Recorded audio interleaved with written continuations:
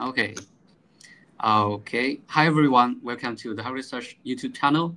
And I'm Vance. And in this video, I'm very thrilled to introduce you to Andreas, the founder of Access Protocol, a leading decentralized social network built on Solana.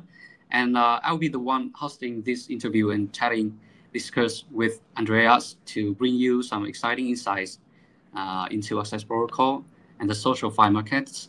So, Andreas, could you share a bit about yourself and your journey into the crypto world and give us an overview about Access Protocol? Yeah, of course. Thanks for having me. Excited to chat today. I have a background in finance. Out of school, worked at JP Morgan for a little bit. Around that time, started seeing kind of the explosion of the late 2016, early 2017 markets in crypto. So really followed along as like just a market participant in the space. Then investing, having a fun time, doing ICOs, all that fun stuff. Slowly built a little mini fortune, and like everyone else, lost all my money, wrote it all down to zero. So many lessons in there, but was really fascinated by the technology and the industry, and just really attracted to just all of the smart people that were working in the space and that I was interacting with on Twitter. So pretty much after that bubble popped, I stayed around on Twitter and saw that a lot of other companies and people stayed around as well. So while many people thought crypto was dying, I actually saw kind of the opportunity that crypto, in fact, wasn't dying, and that people were doubling down and continuing to build out products and services. And of course, Bitcoin was still resilient, even though its price had gone down 80, 90%. So it was at that time that I made the conscious effort to join the space full time. And from then, I just started DMing everyone and anyone I knew to look for any type of job that I could get in the space full time. And ended up becoming the first revenue and operations hire at a very small, little known media company called The Block. So joined that team early 2019 and helped build out a lot of the operations, ad functions, and research products that you see on the platform today. So really went from like a small publication that wasn't doing much other than publishing news and a little bit of research, to within a few years' time, selling and building relationships with some of the largest companies, publicly traded companies, banks, fintechs, hedge funds, sovereign wealth funds in the world. Around that time in, say, 2021, a friend of mine who was also at the company, Mika, really started thinking about and talking about new ways to evolve the media space with token models. And back then, NFTs were incredibly exciting for people. And many companies were using NFTs as a way to kind of paywall or token gate subscriptions. And what we really found was that these were solutions that were actually worse than the Web 2 alternatives. So some of the biggest problems that we would always see with Web 2 companies trying to offer subscriptions was people hated spending money on subscriptions. They hated the churn that you get. They hated getting a bunch of unnecessary emails, and also just managing the subscriptions as well. And what we found with NFTs is they're fun, and it might be a better UX just executing a transaction. But from a media perspective, you only can capture revenue once, and it's all upfront revenue. So we found that NFTs actually provide perverse incentives for subscription offerings for media companies, where they can capture all the value at first, and then they never have to deliver value to users after the fact. And we saw that obviously with a bunch of NFT companies, rug pulling, et cetera. There's really nothing to build up after you've acquired all of the money from your customer base. So we really said we need to make a new solution for media and content creators as a whole. And we really need to find a method that helps and considers users and incentivizes users to participate and gives them power, where they're operating at parity with the counterparty that they're subscribing to. So from that perspective, we naturally came up with the idea of staking as a way to both subscribe and follow your favorite creators. And in that mechanism, users receive a reward proportional to the amount of money that they're staking with a specific creator. And that's kind of how Access Protocol got started off in the early days, was just providing an alternative to existing payment methods for subscriptions. Okay, well, that's a really impressive journey, and I also really respect that the projects that manage to stay strong and keep building even during the really challenging times in the crypto market. Yeah. And I know that the Solana ecosystem went through a lot of challenges in the first half of 2023, and that was also the very beginning stage of Access Protocol, right? So why did you decide to build Access Protocol on Solana, and where does your project stand in the Solana ecosystem at the moment? 100%. It was a very challenging time. And while we launched in 2023, we were still building and trying to raise money and build exchange partnerships in 2022, all during the FTX collapse and the exact bottom of Solana. It was very difficult. And I think one of the most challenging things during that time, and there's a handful of companies that went through the same thing that we were, was every single gatekeeper that you were speaking to, whether it be an investor, exchanges, market makers, every key company and individual that you need to speak to get your token project to launch, was telling us, you have a great idea, but you need to build on another chain. And in our case, it was really difficult because we were trying to raise money and we were unsure of market circumstances as well, and wanted to play conservatively in terms of raising funds. We got lucky and found a great number of investors early on that were still committed to Solana and wanted to help us execute on our vision. But the reasons we stuck with Solana, it was pretty simple. While the user base wasn't what it was today, our belief and thought in the long term was that our user base in the future doesn't even exist on crypto rails today. And that user base is going to want two things. They're going to want abstraction, and they're going to want absolutely almost near zero transaction fees. If we're trying to improve on crypto rails, we need a chain that we can reliably say is going to be an improvement versus using just Visa, MasterCard, American Express, Stripe. And Solana, in our mind, regardless of how the network was going to be, and regardless of the trajectory of the token price, fit those criteria. I would be lying to you if I said that we weren't second guessing ourselves all the time. And in many cases, we had our foot in one door and a foot in the other. And I think that that's just kind of the proper way to approach a certain scenario, as a founding team. But ultimately, we stuck to our guns. We said we're launching on Solana, and we'll see what happens afterwards. It turned out to be the best bet that we've made as a company in choosing where we were launching. And I think that it is really important that you go to where users are today. And these are all key considerations that you should think about when launching a project in today's market. But back then, it was definitely like a little bit risky. And it helped that, the Solana Foundation, the Solana Labs, everyone was still there supporting.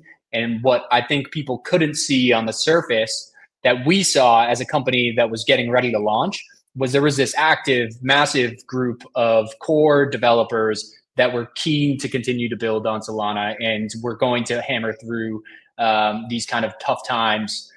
So that really gave us the certainty that this was the place to stay as well.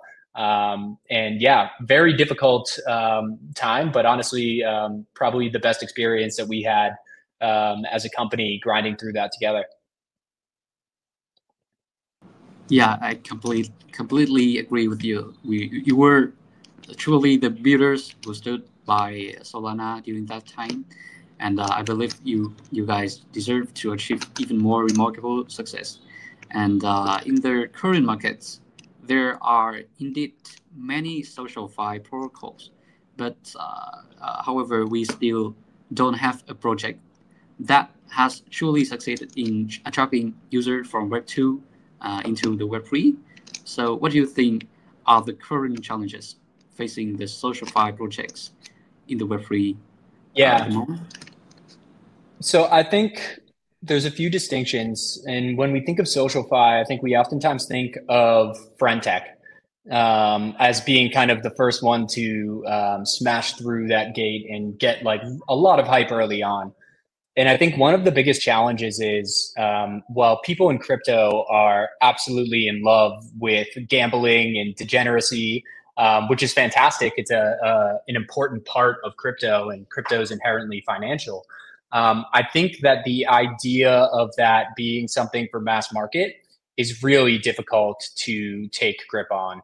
I don't see the average individual on the internet almost gambling and purchasing keys and flipping them and paying an exorbitant amount of money and potentially losing that money to get access to a specific creator. So what Access is a very dialed down version. And while I still think it could fall in the social fi space, it really covers a number of areas. And the whole core of Access and the idea of it is that you can subscribe to a creator and retain your ability to consume across the ecosystem if you're not happy with that creator. Of course, you have exposure to the price variations of ACS, but on top of that, you're also earning rewards over time. So it's a massive improvement to even traditional subscriptions. And ultimately, people don't like wasting and spending money on subscriptions. But if you have the ability to deposit funds into a mutual fund and give them a little bit of the yield on that, people would probably do it. So I think the reason we haven't seen full breakthrough in SocialFi is that we haven't improved upon existing kind of Web 2 norms. And that's the only way that we can actually break through there. I think that there's naturally going to be a bunch of amazing applications that are novel and they capture some great value and great audiences. But when we think about the kind of onboarding your grandma, for example, I don't think that that's the kind of mass market Web 2 or Web 3 application that can do that. Access is also a little different in the sense that it is inherently a protocol. We have applications and products built on top of it, but it can be integrated onto any single website. It isn't a closed ecosystem. It's completely open. You can interact with it on a number of different third-party news sites and media sites. And that is something that's really important in terms of giving you the largest possible reach across as many domains as possible. But I really think we have a lot, personally, a lot of room for improvement in terms of just improving onboarding. We've seen a bunch of amazing improvements on the wallet front. TipLink is doing a fantastic job. Privy is doing a fantastic job. And now more than ever, it's the best tech stack that you can use to build to actually get to the point where you can onboard, say, your grandmother and mother. And my barometer is always, my mom always asks me, I have no idea what you do for a living. And I always tell her, when the time is right, you will know, and I will have you try to onboard into my ecosystem. And we're about a few months away from that. So I'm excited to see if we can pass that test. But I really think before talking about bringing on billions of people, we really need to get, 1 million. And we're about a quarter of the way there. Okay, so for a common user on Web3, so what the features they can make use of on Access protocol right now? Are there any opportunities that the community can take advantage of on your platform? Yeah. So at a very broad basis, no matter who you subscribe to, you're going to retain ownership of those tokens. So you take ACS, let's say I want to subscribe to Hak Research. I take ACS, I stake it in your pool. At any time, I can cancel and unsubscribe from you, and I would automatically receive all of my tokens back. But protocol-wide, it has the same inflation rate. There's a 2% inflation. 1% goes to creators, 1% goes to users. So right now, we have an APY that's sitting at about 30%. So you would get, if I stake 100 ACS in your pool, at the end of 1 year, I'll have 130. And these rewards accrue daily. So one, there's a mechanism to continue to support and earn the ability to support even further over time. From the ecosystem. So in theory, you could make one subscription and over time, you never have to put more money into the ecosystem. That's at a super high level. We have a wide range of creators on the platform, anywhere from CoinGecko, who provides a newsletter service and distributes to, they have over 100,000 subscribers, which is amazing. And then we have our media companies. So the media companies include some of the largest in the space, and largest within given regions. So that's the Block, Crypto Slate, Block Media in Korea, Block Tempo, Crypto Times in Japan. And these companies have all integrated access directly into their site. So you can interact and subscribe directly on their website without having to ever interact with Access protocol directly. Then we have what we call our content hub. So the content hub is an aggregator of all of the content that's published across all of our partners, as well as a place for independent creators to publish content and for users to consume that content. So the main two use cases right now on the hub is written research. So you can kind of think about it as a mirror, but for Solana and for staking. So we have a bunch of different researchers that are publishing a wide range of content, anything from poems to in-depth crypto research, how to get started in crypto. And we probably have about 75 to 100 writers that are leveraging the platform there. And then another area that we have that is pretty active is NFTs. So basically a way to subscribe to NFT artists and receive their drops every single month. The interesting part about this one is there isn't a maximum amount that you can stake. I guess the theoretical maximum is the total supply of ACS.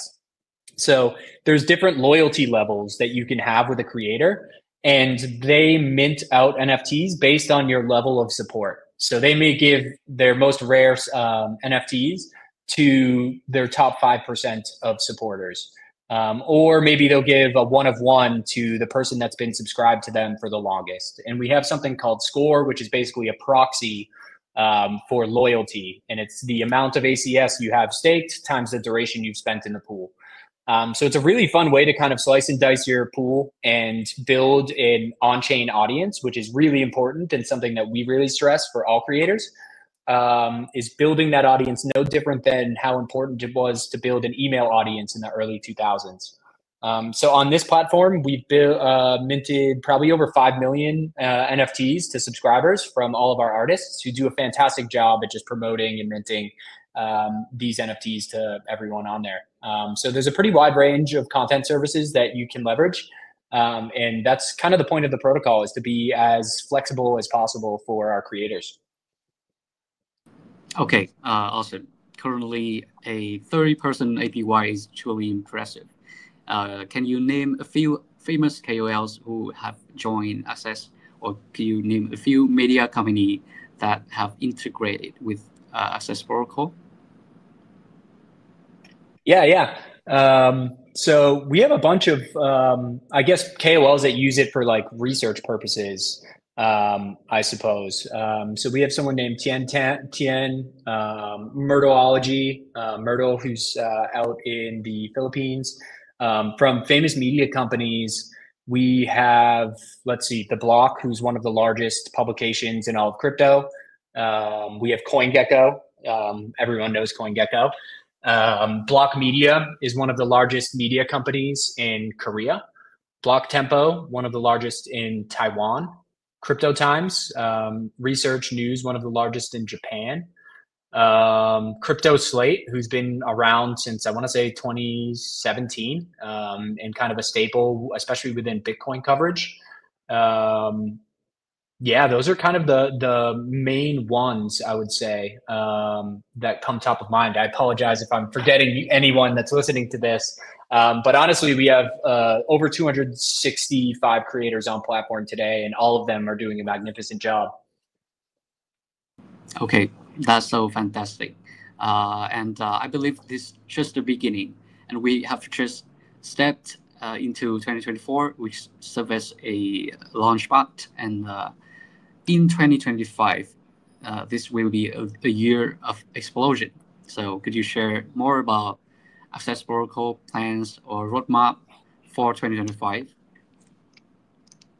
Yeah. 100%. So I think the big one that's on top of everyone's mind is AI. I think that one of the key things about AI is people may say that this is just like kind of a stupid hype and kind of all frills right now. But one of the most fascinating things about it is it exists well outside of our industry. It's not just like ICOs or meme coins, even. There is innovation going on both inside crypto and outside of crypto. And every time there's innovation outside of crypto, that's naturally going to be absorbed into crypto. So I think that it is one of the most important technologies for crypto moving forward, and isn't just kind of like all hype right now. We are incredibly focused on AI at the moment, and there's a lot of work that we plan on bringing for our media partners, our content creators, and helping them discover new ways to monetize and engage with AI. I'm not yet ready to share the exact details of what we're going to be announcing and launching. But what I can say is that it is going to be a massive unlock for creators and a way to upgrade agents in a way that doesn't exist right now. So I would note that we are very heavy in terms of our focus on AI, and hope that in the coming weeks we can announce what it is that we're cooking up. So please stay tuned, give us a follow, and make sure that you keep eyes on our Twitter account, because we're going to be releasing some leaks in terms of what's developing in the days and weeks to come. I can share more outside of AI as well. Okay, cool. I hope everything goes smoothly, and we are more than happy to support you guys, to support Access Protocol in bringing the product to the right users, to the suitable community. And before we wrap up this conversation, are there any final message you would like to share with the community? Yeah, 100%. The last thing I'll say is, I think personally, the reason we built Access is because content is the most undervalued commodity in the world. We all log in online every day and sometimes take for granted the fact that we are consuming content. And with the proliferation of AI as well, content is even more important. And the space of content and attention is only going to get more and more vital that you capture that attention. And Access's number one goal is to help you build a line of communication and following between you and your favorite creators, and create aligned incentives between the two of you. So as this space grows, it's important that we have companies like Access that are helping people strengthen these lines of communications between their followers, and strengthen the bonds and relationships between them, where users are finding themselves in a win-win scenario with the creators that they're engaging with. So don't take content for granted. Join the ecosystem, support your favorite creators, test it out, give us feedback. We're always improving our application on a daily basis. And if anything, stake a little bit of ACS to some of your favorite creators, and see what the results are in terms of how you learn, how you engage, and how you earn the ability to consume more content over time. Okay, thank you so much for sharing, and thank you so much for joining this conversation today. And I hope we can connect and meeting more in the future. And also, thank you to everyone who took the time to follow this conversation. Goodbye, and see you next time. Thanks, everyone.